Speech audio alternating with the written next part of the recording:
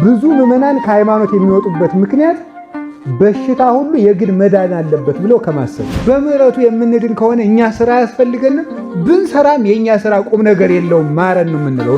እንኳን እኛ እኮ እግዚአብሔር እኮ በሰው ነው ደስ የሚለው። እግዚአብሔር ሰው ደስ ሲለው ነው ደስ የሚለው። የዳነው መጻጉዕ ግን አንድ ችግር ነበረበት። ያዳነውን ሰውዬ አላወቀም። እግዚአብሔር ብዙ ነገር አድርጎልናል። እግዚአብሔርን ግን የሚያውቀው የለም። አሁን አዲያ በየጸበል ውስጥ ብዙ አጋንንት የሚለፈልፈው ማን ነው?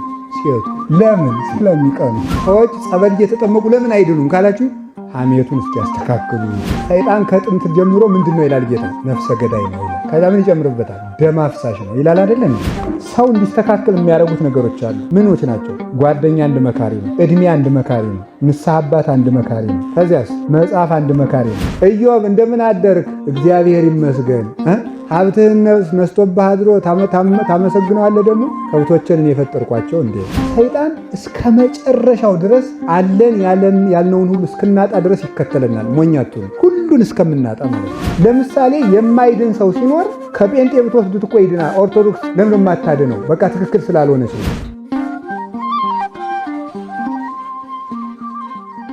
ተነስና አልጋህን ተሸከም አለ።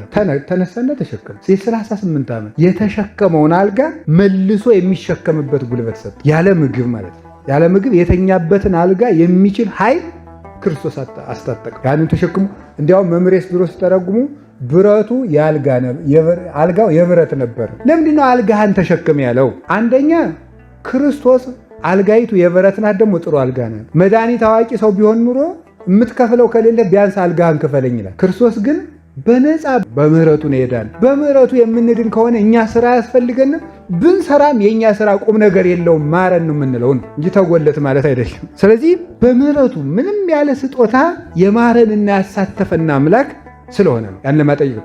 ሁለተኛ ጽናት አምራቱ እንዲታወቅ ነው። ሰው የፈወሰው ሰው እያደረ ነው የሚድን። እግዚአብሔር ግን በአንድ ጊዜ አፈሩን አርግቶ ሰው እንዳደረገው አንድ ጊዜ ሰው የሚያደርግ ፈጣሪ መሆኑን ለማመልከት ያለ ማመልከት ጽናት አምራቱን እንግዲህ ተመልከቱ። ሰውን ደዌውን ማስለቀቅ አንድ የመጀመሪያ ምዕራፍ ነው። ደዌው ሲለቀው ደግሞ ጉልበቱ ደክሞ ነው የሚሄድ።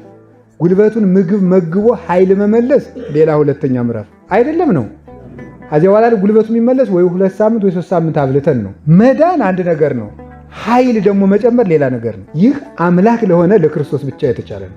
እንደዚህ ያለፈው ሲያደረገ ቀድሞም ዛሬም አልነበረ። ያንን ሰጠው። አልጋውን ተሸክሞ የ38 ዓመት ዕዳ ቀሎለት አልጋውን ተሸክሞ ሄደ። ጌታ ይህንን ሰው የፈወሰበት ቀን ሰንበት ነበረ። ተሸክሞ ሲሄድ አይሁድ እንዲህ አሉት፣ ዛሬ ሰንበት ነው፣ በሰንበቱ አልጋህን አትሸከም አለ። እንዴት ያሉ ጨካኞች ናቸው ይላል ቅዱስ ዮሐንስ አፈወርቅ። እንኳን ደስ ያለ ቢሉት ምን አለ? እንኳን ደስ አለ፣ እንኳን እግዚአብሔር ይቅር አለ፣ እንኳን ለዚህ አበቃ ቢሉት ምን አለ?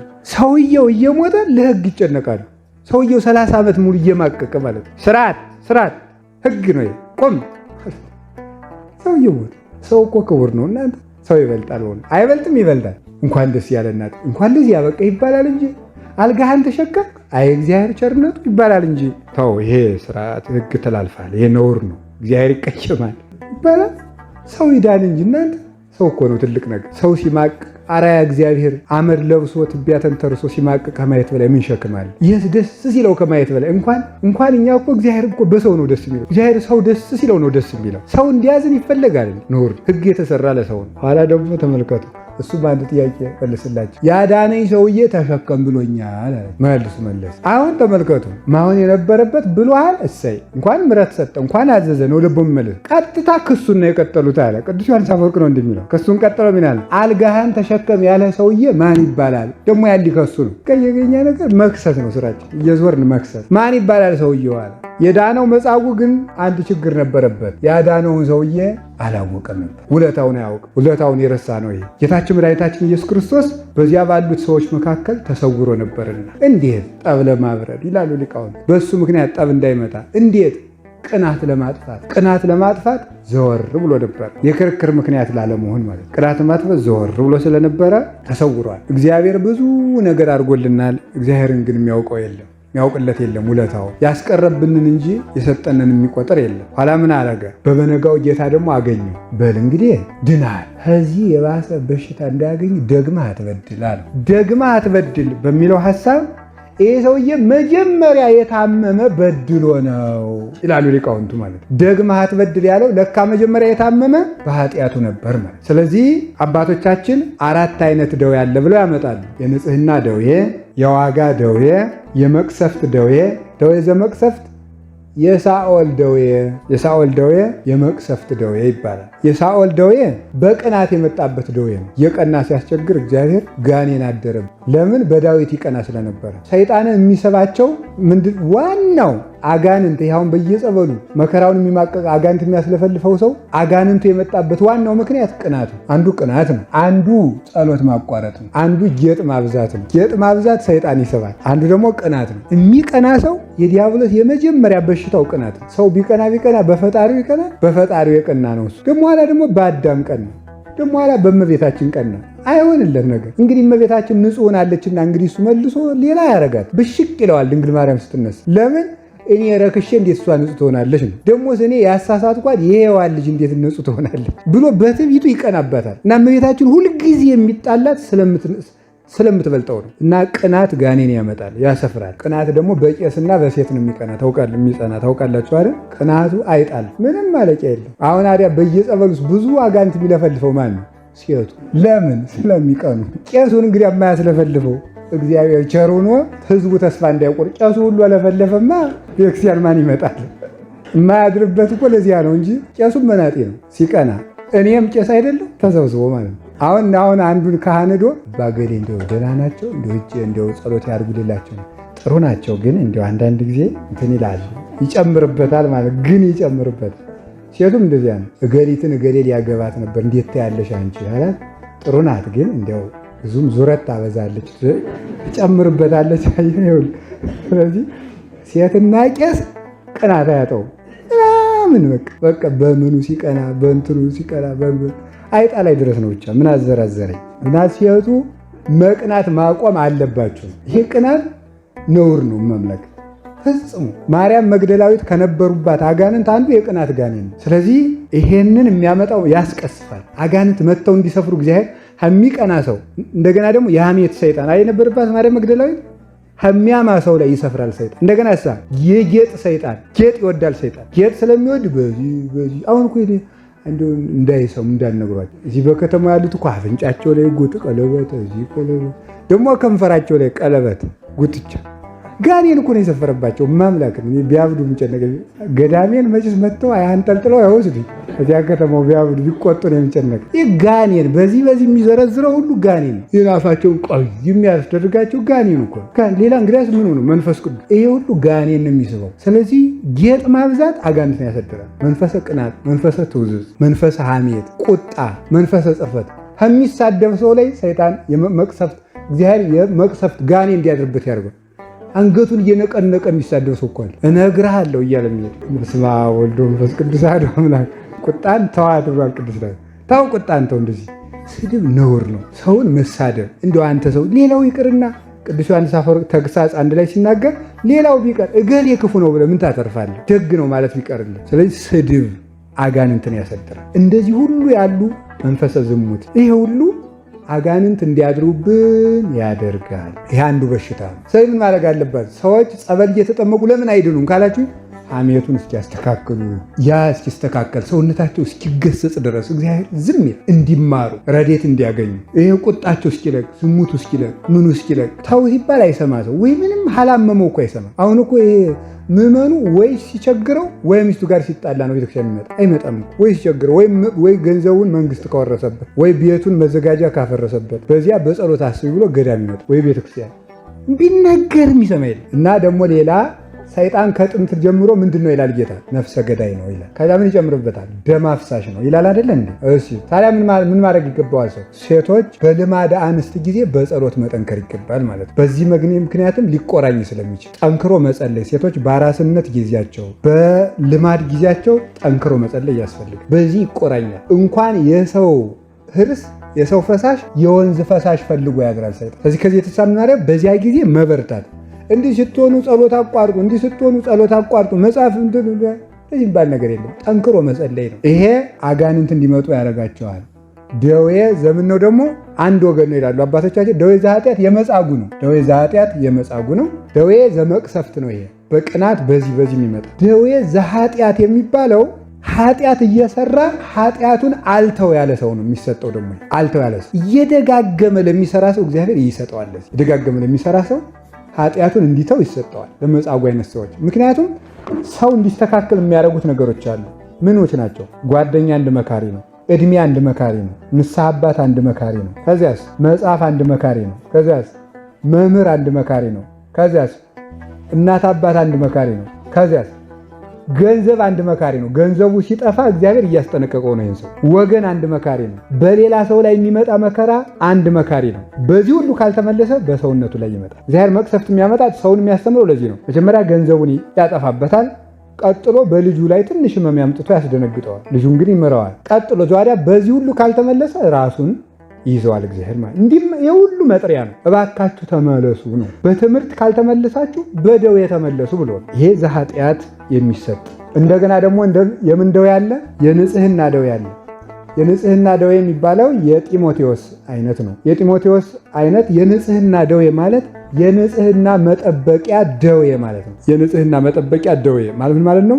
ሰውየው ወይም ሴትዮዋ ሴትም ብትሆን ወይም ወንድ በንጹህ እግዚአብሔርን በማምለክ ውስጥ ያለ ሰው ወይም ያለች ሰው ከሆነች ያ ደግሞ ያሉበት ንጽህና በለጋ ዕድሜ በትኩስ ሥጋ የተያዘ ከሆነ ያንን ንጽህናቸውን እንዳያጡ እግዚአብሔር ደዌ ይሰጣቸዋል። ይህ ለነማን የተሰጠው ነው? ለጢሞቴዎስ የተሰጠው ነው። ጢሞቴዎስ ምን ብሎት ነበረ? ታናሽነትህን ማንም አይናቀው ብሎታል ቅዱስ ጳውሎስ። ምክንያቱም ምን ብሎት ነው? ይሄ ምን ያደርግላችኋል ነገሩ? ታናሽነትን ማንም አይናቀው ማለት እንገራችሁ ችግር የለው። አይ ትልቅ ሰው ክቡር ሰው ስለሆንክ ልጅ ቢሆን ነው እንጂ አይ ድሮም እኮ ዕድሜው ልጅ ነው ያጠፋል እንዲሉ አታድርግ ነው። የተናቀ ስራ አትስራ። በዕድሜ ልጅነት ምክንያት አገልግሎት እንዳይናቅ ማለት ነው። ልጅ ነው ይሄ ምን ጊዜም ያጠፋል እኮ አልበሰለም እኮ ነበር ድሮም እንዲሉ አታድርግ። የበሰለ ስራ ነው። ሁለተኛ ግን ክቡር ሰው ነህና ልጅ ነው ብለው በአገልግሎት አይናቁህ ማለት ነው። ንጹህ ሰው ንጹህ ሊቀ ጳጳስ ነው ጢሞቴዎስ። ስለዚህ እግዚአብሔር ደዌ ሰጠ። ቅዱስ ጳውሎስ እንግዲህ ታውቃላችሁ በጨርቁ ጫፍ ድውይ ይፈውስ ነበረ። ቅዱስ ጳውሎስ በጥላው ድውይ ይፈውስ ነበር። በጨርቁ ጫፍ ይፈውሳል፣ በጥላው ይፈውሳል። ለምንድን ነው ጢሞቴዎስን ያላዳነው? ደቀ መዝሙሩ ለምን አላዳነው? ብዙ አገልግሎት ያለበትን ጳጳስ ነው፣ መምህር ነው፣ በትህርምት ነዋሪ ነው። ብዙ አገልግሎት ያለበትን ሰው ቢፈውሰው ምን አለ? ለምንድን ነው ያልፈወሰው ሲባል ንጽህናውን የሚጠብቅለት ደዌው ስለሆነ ነው። ስለዚህ ቅዱስ ጳውሎስ አልፈወሰውም። እንዲያውም ሊቁ ቅዱስ ዮሐንስ አፈወርቅ እንደሚለው ንጹህ ሰው ስለሆነ ደዌ ባይሰጠው ኑሮ ይታበይ ነበር ይላል። ስለዚህ እንዳይታበይ እንደ መምህሩ እንደ ቅዱስ ጳውሎስ ደዌ ያሳደረበት ይህ ደዌ ዘንጽህ ይባላል። አራተኛው ለምንድን ነው? ዘሴት ማለት ዝም ብሎ በቃ ለደግ ሰው ዋጋ ለማግኛ ተብሎ የሚሰጥ ደዌ ማለት። ዋጋ ለማግኛ ተብሎ የሚሰጥ ደዌ የኢዮብ ነው። ኢዮብ አሁን ምን አድርጓል? ንጽህናው እንዲጠበቅለት ድንግልናው እንዳይወርቅበት እንዳንል ሚስት አለ። ታዲያ ምንድን ነው? ለምንድን ነው የተሰጠው? ዋጋ በቃ ደዌውን ሰጥቶ ደዌውን ሲችል ዋጋ ለመስጠት እግዚአብሔር። ይሄ እሴት ማለት ዋጋ ማለት ዋጋ ለመስጠት ብሎ እግዚአብሔር ደዌ ሰጠ። ዛሬ ልጆቹንም እጥፍ፣ ከብቶችንም እጥፍ፣ ግመሎችንም እጥፍ፣ በሬዎችንም እጥፍ ያን ሁሉ መከራ ታግሶ ነው እንግዲህ ግን የትዕግስትን ዋጋ ያገኝ ዘንድ ነው ደዌው። ስለዚህ ለበጎ ሰው ዝም ብሎ ለዋጋ ማግኘት ይሰጠዋል። ለበረከት ተብሎ ማለት በረከት እንዲያገኝ ተብሎ ይሰጠዋል። ለኢዮብ ይሄን የተሰጠ በእውነቱ እንደኔ እንደ ባሪያ እንደ ኢዮብ ያላለ ሀብቱን ብትሰጠው ብትነሳው ያማርር ነበር። ሀብቱን ነስተህበት እደር። ኢዮብ እንደምን አደርክ? እግዚአብሔር ይመስገን። ሀብትህን ነስቶብህ አድሮ ታመሰግነዋለህ። ደግሞ ከብቶችን የፈጠርኳቸው እንዴ እግዚአብሔር ሰጠ፣ እግዚአብሔር ነሳ። ይኸው አመሰገነ ቢል እግዚአብሔር ደግሞ ሰይጣን አዲያ ምን አለ መድፊያ ልሻለሁ አይደል? እነሱ ሰርተው የተኩት ልጅ አልነሳኸው አለው። ደግሞ በል ልጆቹን ፈሽታቸው ደር አለው። ፈሽቶበት አደረ። እግሩን የተላጨ ዘመድ መስሎ ሰይጣን ልቅሶ የሚደርስ መስሎ ኢዮብ እንደምን አደር? አይ ጉድ እያለ ማለት እንደዚያ ብሎ ሲሄድ አይ ልጆችን የፈጠርኳቸው እንዴ እግዚአብሔር ሰጠ፣ እግዚአብሔር ነሳ አለው። አሁንስ አማረረኝ አለው። ምን ያማረረሃል? ጉልበት አለው፣ ሚስት አለች፣ ሰርቶ የተከለ ልጆችንም ነገ ይወልዳቸዋል። ጤና ሰጠው። ጤና በትነሳው ነበር እንጂ በልንሳው። የኢዮብ ትዕግስቱ የእግዚአብሔር ምሕረቱ እንዲታወቅ የሰይጣን ሐሰቱ በቁስሉን ምታው እንግዲህ ያለ ሰውነቱን በቁስል ምታው። አካሉን በአንድ ቀን አፍርሶበት አደረ። ሰውነቱን በገል እያከከ ትል እየተንጠበጠበ ትሎቹን እግዚአብሔር የሰጣችሁን ጸጋ ጥላችሁ አትሄዱ ኑ በሉ እያለ ቁስሉ ላይ እያነሳ እያስቀመጠ እንዲህ አድርጎ እግዚአብሔር ባለቤቱ አንተ እግዚአብሔርን እንዲሁ ስደበውና ሙት አለች። ባርኮ ሙት በቃ ስደበውና ሙት አለች። ሰድቦ ምን ይገኛል? እንደው መሳደ ቢያንስ ባያመሰግን እንኳን አለመስደቡ እኮ የተሻለ ነው። ሰድበሙት አለች። የጨነቀው እኮ ነው። ሰድበሙት። አንቺ ከሰነፉ አንዳንዷ ነሽ። እግዚአብሔርን ጸጋውን ሲሰጠን ደስ ብሎ እንደምንቀበል መከራውንስ ደስ ብሎ ልንቀበል አይገባንም? ምን አለ? ኋላ ምን አደረገ ሰይጣን? እሱም አመሰገነ፣ እሷም በለህ ቻልከው ብላ ዝም አለች። እንግዲህ ይህን ሰውዬ አስታማሚ ላሳጣና ከፈጣሪው ጋር እንዲጣላል አድርገዋል። የቀረው ይሄ ነው እንግዲህ ማለት ሰይጣን እስከ መጨረሻው ድረስ አለን ያልነውን ሁሉ እስክናጣ ድረስ ይከተለናል። ሞኛቱ ነው ሁሉን እስከምናጣ ማለት ነው። ሰው ሁሉ እስኪጠላን ድረስ ወዳጅ የሚባል እስከምናጣ ድረስ ሰይጣን ይከተለናል። ግን እኛ እኔ እኮ ሰው ሁሉ በር የሚዘጋብኝ እግዚአብሔር ፊቱን ያዞረብኝ ሰይጣን የሚተኳኮረኝ ሰው ነኝ ማለት ግን ደግሞ ትዕቢት ነው። ክርስትና እንደው ብልሃት ይጠይቃል ነው የምላችሁ። የኖሩትን ታሪክ ሳነብ ነው ኑሬው አይደለም። ብልሃት ይጠይቃል። ሰይጣን እኔን ይፈትነኛል እንደው እየተፈታተነኝ እንደው በቃ በየሄድኩበት እንደው የኔማ እንደው የነካሁት ሁሉ ነው እንደው አይባልም። ምን ነክቶን ነው አሁን እንደው ኩሸት እኮ ነው እንደው ጠጋው ነው እንጂ ምን ነክቶን ነው። ስለዚህ ምን አረገ? ሚስቱ ልትቀዳ ስትሄድ ያቺ የማን ናት? የኢዮብ ሚስት ንጉሥ መስሎ ወንዝ ዳር እንትኑን ጥቶ ይሄንን አልጋ አሰርቶ መከዳ ጥሎ ድንኳን አስጥሎ እዚያ በሙሉ ተቀመጠ። ማናት? የኢዮብ ነይ በሏት። ንጉሥ መስሎ ተቀምጦ አጋንንቱ በዚህ ያሰለፉ። የማን ሚስት ነች? የኢዮብ ሚስት። ምን ትጸኝ ልጄ፣ ምን ትጸኝ? የሁሉ ችለሽ የምትመጣ እንደኔ ያለ መዘዞ እያለልሽ አላት። ነሄኔ አላት። አዳ ቢሆንስ እንደ ውሃ እያለ ቢሞትስ ጸጸቱ ያተርፈኛል፣ ውሃ ሰጥቼው ልምጣለች። ኋላ ልቧን በረዘባት። አያችሁ፣ ልቧን ሲከፍልባት 6 ዓመት በላይ ሸቷት የማያውቀው ቁስል ገና ስትመጣ ከመንገድ ሸተታት። ይሄ ነው የከረፋት መጣች። አፍንጫዋን አፍና ገባች። በል እንግዲህ እኔ ወደ አንተም የድልህን ኑር እኔም የድሌን እኖራለሁ አለችው። የሰው ነገር ይሄ ነው። አስታሞ ሚስቱን እንግዲህ ምን አረጋለሁ እንግዲህ አንቺም እንግዲህ እነዚህን ሀብት ውሰጅ፣ ቤተሰቦች ጣሩልሽ፣ መቼስ እኔስ እንግዲህ መቼስ ይላል ማለት ሰው እንደዚህ እኮ አይ ሰው እኮ ችግረኛ እኮ ነው። እግዚአብሔር ብቻ ነው የማይተው። ደከማት ምን ታርግ? እሱማ ነውር ነው፣ እንደዚህ አይደረግ። ድካሟም ያሳዝናል። መቼም አይድረስ ነው፣ መፍረድ አይቻልም። አዳ በይ ለሁሉም የጌታ ማደሪያ ትሆንሻለች። ይችን ቀለበት ይዘሽ ሂጂ አላት። የሥላሴ ስዕል የተሳለባት ናት። ይችን ይዘሽ ሂጂ አላት። ኋላ ያችን ይዛ ሄደች። ለባልሽ እንደው ምን ማጫዘሽ መጣሽ ሲልሽ እንደው ይችን ስጪው እንጂ ባይሆን ብሎ ሚስቱን ሊድራት። እንዴት ያለ ደግ ሰው ነው! እና ኢዮብን የሚያህል ሰው የለም የሚለው ዮሐንስ አፈወርቅ እንደ ቅዱስ ጳውሎስ የሚያመሰግነው ለዚህ ነው። ሂጂ ብሎ አዛራት ስትሄድ ቀለበቱን ይዛ ስትሄድ አንቺ እሱን የለማኝ የቆማጣ ገንዘብ ጥለሽ ነይ። አቃጥሎት እኮ ነው፣ አውቆ ነው። እዚህ ላይ የሥላሴ ስም ስላለበት የተባረከ ጥለሽ ነይ። አይ እሱንስ የጌታ ማደሪያ ይሁንሽ ብሎ ሰጥቶኛል። ብን ብሎ ጠፋ፣ እንደ ጢስ በኖ ጠፋላት። ያ ቀለበቷን። ቀለበት ለክርስቲያኖች ሃይማኖት፣ ለተጋቢዎች ደግሞ እምነት ነው። ኋላ መጨረሻ ላይ ባልሽን እንግዲህ ቅዱስ ሚካኤልን እግዚአብሔር በደመና ተገለጠና አነጋገራት። ባልሽን ዮርዳኖስ አዝለሽ ውረጅ፣ እኔ በዚያ ተገኝቼ እፈውስልሻለሁ። አያችሁ፣ የባሏ መደኛ ቀን እሷን አሰለቻት። ይኸው እንዲህ ነው የሚያደርግ ሰይጣን። ጸጋ በምንቀበልበት ቀን ያስወጣናል። ተንኮሉ እኮ ነው በእውነቱ። ምሕረት የሌለው ጠላት ነው ያለ። ባሏ ነገ ሊድን ዛሬ ነበረ ያሰለቻት። ያው መቆየት ጥቅሙ ይሄ ነው ማለት ነው። ከዚያ በኋላ እግዚአብሔር በደመናው ላይ ተገለጠ፣ አነጋገራት። ዮርዳኖስ ታጠበ። መስከረም 1 ቀን እኛ የምናከብረው ያልደግሰው እኮ ነው። አባቶቻችን ለትል በተጨነቁበት ሃይማኖት ነው ሰው ለሰው አላዝን ያለ። ትሎች እንዴት ይሆናሉ? እነሱን ማን ይመግባቸዋል? እዚያ በኋላ ሄዶ ታጠበ፣ ተፈወሰ። በደመና ነው ያናገረ። ያቺ ደመና እመቤታችን ናት። አባ ጊዮርጊስ በመዓዛ ቅዳሴ መጽሐፉ የኢዮብ ደመናው ማርያም ደስ ይበልሽ ይላል አለ። እንዴት ነው እንደዚህ ያላል? በደመናው ተገልጦ አነጋግሮ ደዌውን እንደፈወሰው በድንግል ማርያም ተገልጦ የአዳምን ደዌ ፈውሶታል። እመቤታችን ቁስላችን የተፈወሰባት የምሕረት ደመናችን ናት። ትሎቹ ታጠብ ሲባል እንኳን ትሎቹ እንዴት ይሆናሉ? መጽሐፈ ኢዮብ ምዕራፍ 42 ስትመለከቱ እግዚአብሔር በደመና ነው የተነጋገረው። ያቺ ደመና የእመቤታችን ምሳሌ ናት። የኢዮብ ቁስል ሊድን ሲል በደመና እንደተገለጠለት የአዳም ቁስል ሊድን ሲል በደመና ተገለጠለት። ስለዚህ የመጻጉዕ ኃጢአት ደዌ ዘኃጢአት ነው። የእኛም ደዌ ከዚያው አያልፍም። አሁን አንድ ነገር እንድታስተውሉ እፈልጋለሁ። የእግዚአብሔር ቤተሰቦች፣ የደዌና የጤና ነገር በቤተ ክርስቲያን በነገረ ድህነት ውስጥ አንድ የትምህርት አካል ነው። ልክ እንደ 5ቱ አዕማደ ምስጢር ማወቅ ስላለብን ነው። ስለ ጤና ማወቅ አለብን። ለምንድነው ማወቅ ያለብን? ለምሳሌ የማይድን ሰው ሲኖር ከጴንጤ ብትወስዱት እኮ ይድናል። ኦርቶዶክስ ለምንድነው የማታድነው? በቃ ትክክል ስላልሆነች ነው። ደዌ ሁሉ የግድ አይድንም ነው። ለምን? ሁሉም ደዌ የግድ ይድናል? አይድንም። ለምንድን ነው የማይድነው? ለመቅሰፍት የመጣ ሊሆን ይችላል። በኃጢአት የመጣ ሊኖር ይችላል። ሌላስ? ለንጽህና የተሰጠ ሊኖር ይችላል። ሌላስ? ለዋጋ የተሰጠ ሊኖር ይችላል። ስለዚህ ብዙ ምዕመናን ከሃይማኖት የሚወጡበት ምክንያት በሽታ ሁሉ የግድ መዳን አለበት ብለው ከማሰብ እግዚአብሔር እንዴት ይሳነዋል ቢያድነኝ? እስኪ እግዚአብሔር ያሳያችሁ። ዛሬም ጌታችን መድኃኒታችን ኢየሱስ ክርስቶስ በቤተ ሳይዳ ተገኝቶ ስንት ሰው ነው የፈወሰ? ስንት ሰው ነው የፈወሰ? ሌሎችም ቢያድን ጥሩ ነው አይደለም? ለምን አላዳንም? መሐሪ ስላልሆነ ነው? ስለማይችል ነው? ወይ ጊዜው ገና ስለሆነ ነው? ወይም ደግሞ ስለሚጠቅማቸው ነው? ማለት ስለሚጠቅማቸው ነው። ሁሉም ደዌ መዳን አለበት ማለት ኦርቶዶክሳዊነት አይደለም። የሚድን አለ፣ የማይድን አለ። ስለዚህ ምን ማለት አለብን? አሁን ብዙ ሰው ጸበል ይመጣና እንደዚህ ነው፣ አይዞህ ትድናለህ፣ እድናለሁ፣ ንስሐ አባት እድናለሁ ይላል። አዎ በቃ ትድናለህ፣ ነጥቧን እንዲነግሩት ማለት ነው። እኔ የምለው ላትድንም ትችላለህ ነው የምለው። ለመዳን ብሎ ለመፈወስ ብሎ ክርስትና የለም።